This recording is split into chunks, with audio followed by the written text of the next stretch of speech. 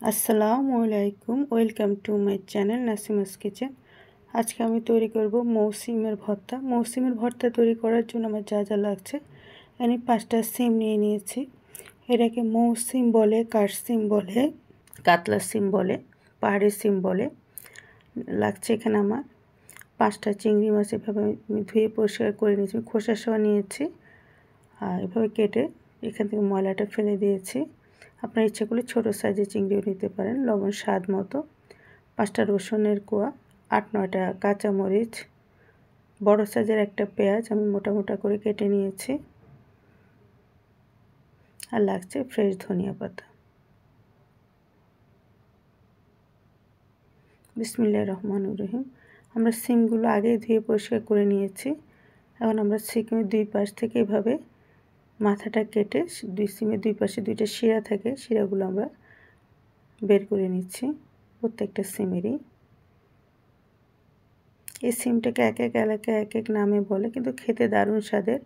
আপনাদের এলাকা অন্য কোনো নামে বললে আমাকে কমেন্ট বক্সে কমেন্ট করে জানাতে পারেন। এই সিমগুলো আমি ছোট ছোট টুকরো করে কেটে নিচ্ছি। খুব ইজি রেসিপি।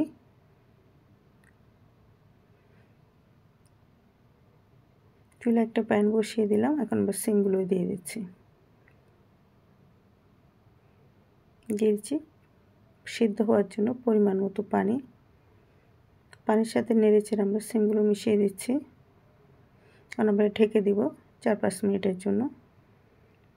ওগুলো সিদ্ধ হতে থাক। এদিকে আমরা চিংড়ি মাছগুলো আগে থেকে ধুয়ে কেটে নিয়েছিলাম। এখন আমরা দিচ্ছি সামান্য একটু লবণ, সামান্য একটু হলুদের গুঁড়ো, আর একটা স্লাইস লেবুর আমরা চিপের জুসটা বের করে দিচ্ছি।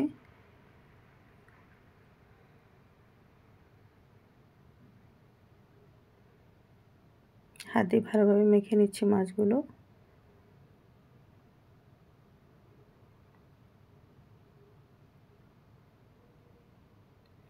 আপনার ইচ্ছা করলে এখানে ছোটো চিংড়ি নিতে পারেন, খোসাও ফেলে দিতে পারেন। 4-5 মিনিট পর আমাদের সিমটা অনেকটা সিদ্ধ হয়ে গিয়েছে। এটা আমরা আরেকটু নেড়েচেড়ে আরও ঢেকে দিব, যাতে আরেকটু ভালোভাবে সিদ্ধ হয়, পানিটা একদম শুকিয়ে যায়। এটা আমরা আরও 4-5 মিনিটের জন্য ঢেকে দিচ্ছি।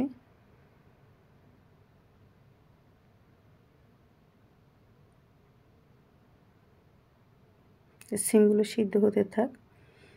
আমরা আরেকটা প্যান বসিয়ে দিলাম চুলায়। দিয়ে দিচ্ছি 1 থেকে 1.5 চামচ সরিষার তেল। তেলটা আমাদের গরম হয়ে গিয়েছে। এখন আমরা এখানে চিংড়ি মাছগুলো দিয়ে দিচ্ছি একে একে সবগুলো।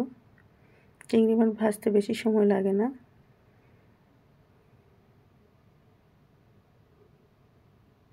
একটা পাশ হওয়ার পর আমরা এটা উল্টে দিব।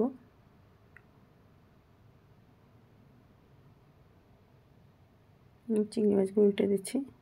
একটা পাশ লাল লাল হয়ে গেছে, আমরা 2টা সাইড লাল লাল করে ভেজে নেব।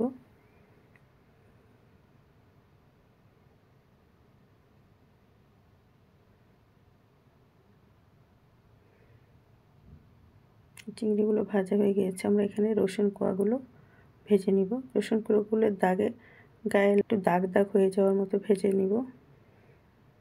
আর কাঁচামরিচগুলোও দিয়ে দিচ্ছি। কাঁচামরিচগুলো আমরা একটু হাত দিয়ে ভেঙে ফাটিয়ে ফাটিয়ে দিচ্ছি, নাহলে এগুলো ভাজার সময় ছিটাতে পারে। প্রত্যেকটা আমরা একটু ভেঙে দিচ্ছি।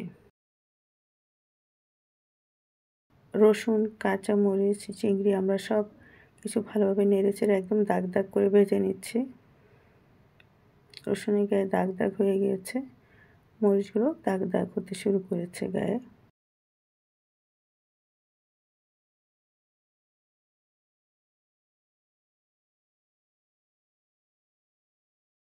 এদিকে আমাদের সিমগুলো সিদ্ধ হয়ে গিয়েছে, পানিটা একদম শুকিয়ে গিয়েছে। চুলাটা বন্ধ করে দিলাম, সিমগুলো ঢেকে রাখছি। আমাদের মাছ, মরিচ আরও একটু কিছুক্ষণ ভেজে নিলাম। খুব সুন্দর একটা অ্যারোমা বেরিয়েছে, একদম ভাজা ভাজা হয়ে গেছে। এটা এখন আমরা তুলে একটা ব্লেন্ডারে নিয়ে নিচ্ছি। যেহেতু আমি ব্লেন্ড করব, আপনারা যারা পাটায় বেটে নেবেন, ঠান্ডা হলে পাটা বেটে নেবেন।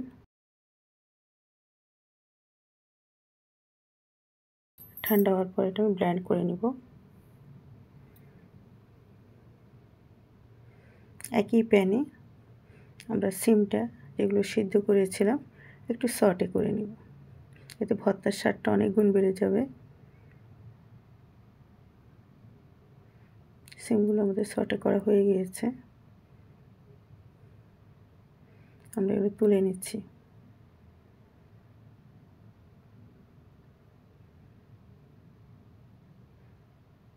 একই প্যানে দিয়ে দিচ্ছি একটা পেঁয়াজ বড় সাইজের, এটা আমরা একটু সটে করে নিব। এভাবে সটে করে নিলে ভর্তাটা দীর্ঘ সময় ভালো থাকে। এখন আমরা এগুলো ব্লেন্ড করে নিচ্ছি, এটা ঠান্ডা হয়ে গিয়েছে।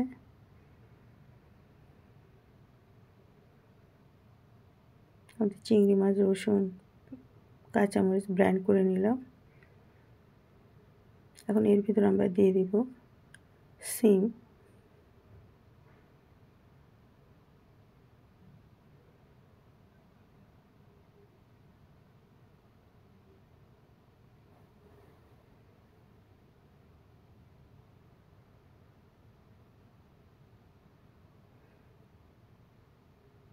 সিমগুলো দিয়েও আমরা চিংড়ি মাছের সাথে ব্লেন্ড করে নিচ্ছি।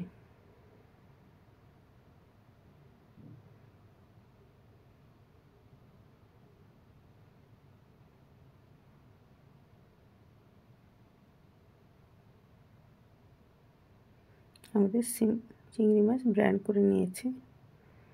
এখন এখানে আমরা পেঁয়াজটা দিচ্ছি। পেঁয়াজটা আমরা একদম ব্লেন্ড করে নিব না, একটু ভাঙা ভাঙা করে নিব।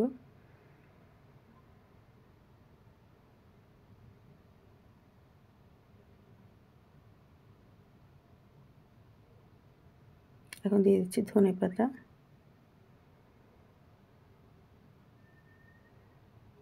দিয়ে আমরা জাস্ট একটা দুটো প্রেস করে দিব যাতে ওরা পুরো স্ম্যাশ হয়ে না যায়, একটু ভাঙা ভাঙা থাকে। আর দিয়ে দিচ্ছি স্বাদ মতো লবণ, এটাও ব্লেন্ড করে নিচ্ছি।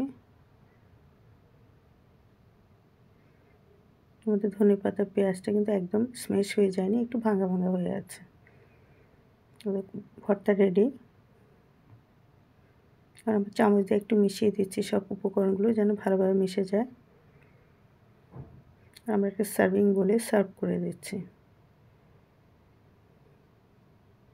দারুণ স্বাদের একটা ভর্তা, যারা আপনারা খেয়েছেন এভাবে ভর্তা করে আপনারা তারা তার স্বাদটা জানেনই। আর যারা খান না এভাবে একবার তৈরি করে দেখবেন। আমি কিছু পেঁয়াজ আর লেবু দিয়ে এটা সার্ভ করে দিলাম।